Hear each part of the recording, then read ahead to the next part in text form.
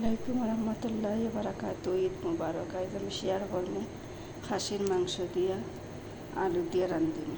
একটা আলু লাগবো আর অল্প কিছু খাসির মাংস দিলাম। আমার সাথে তখন দেন। আমার আলু, পেঁয়াজ, কাঁচামরিচ, রসুন লোয়া শেষ, মশলা আর আলু।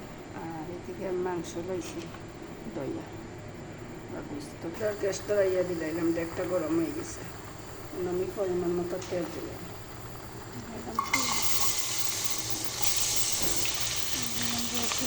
রসুন দিলাম।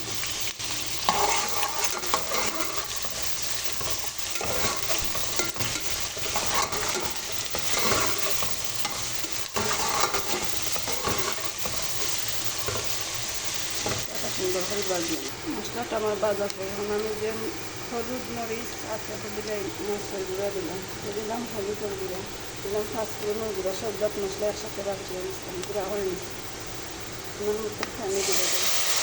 সব জাত মশলা আমার বাজা বাসা চালিয়ে দিই, তেল ছাড়ছে না।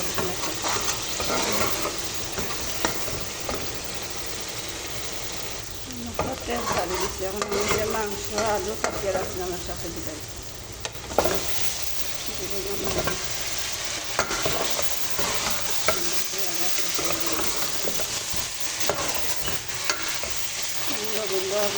পরিমাণ মতো লবণ দিলে